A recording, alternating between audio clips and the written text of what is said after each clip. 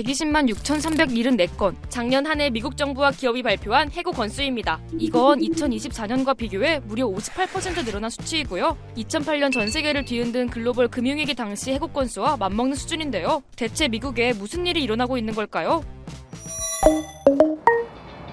지금 미국에는 매서운 해고 바람이 불고 있습니다. 특히 큰 타격을 입은 건 빅테크 업계였는데요. 트럼프 대통령이 주도하는 공무원 감축을 제외하고 모든 업종 중 가장 큰 감축 규모를 보였다고 해요. 현지에서도 심각성을 체감하고 있다고 합니다. 주변에서도 많이 해고를 당하기도 했고 지인들도 해고 소식이 있었어요. 인력 재조정 공지가 올라오는 시기에는 내부적으로 긴장감이 많이 높아지는 분위기도 있고요. 예전에도 이렇게 정리 해고가 있었다고도 말은 들었지만 이렇게까지 전복되는 분위기는 아니었던 걸로 알고 있어요. 주변 친구들, 직장인들 얘기를 들어보면 올해가 더 정리 해고가 많을 거라고 예상. 미국에 이렇게 대규모 해고 바람이 부는 배경에는 뜻밖에도 코로나19가 있다고 합니다. 어라? 이게 무슨 상관인가 싶지만요. 코로나19 당시 산업 전반이 대면에서 비대면으로 재편되면서 이 시기에 많은 빅테크 기업들이 채용 인원을 대폭 늘렸는데요. 2020년도에서 22년도 사이에 그 테크 기업들이 이제 채용 규모가 진짜 높았고 실제로 그때 연봉도 엄청 많이 인상들이 됐었고요.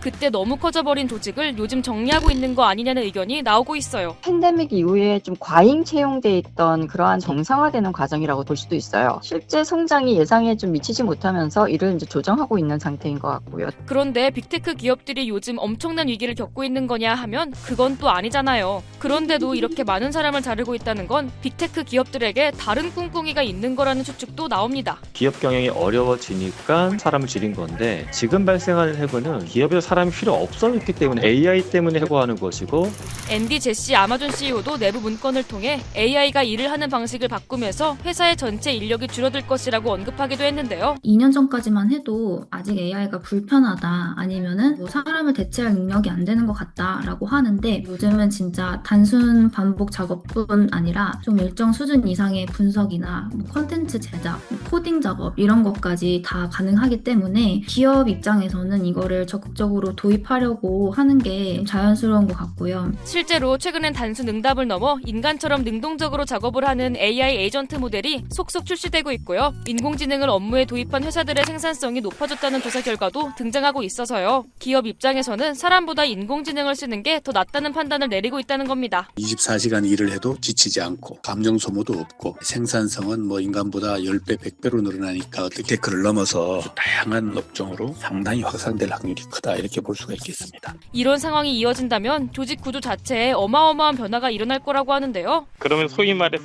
조직이 슬림화가 되죠. 팀으로 보통 우리가 일을 하는데 앞으로는 팀장이 사람이고 팀원들은 전부 AI 에이전트로 대체될 가능성이 높아요. 그러면 뭐가 남냐면 경영진하고 그다음에 팀장 정도 남는 거죠.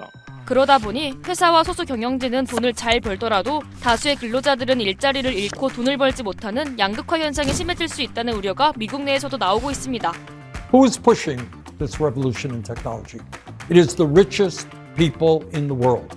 Elon Musk, Zuckerberg, Bezos, Peter Thiel. Multi-billionaires are pouring hundreds of billions of dollars into implementing and developing this technology.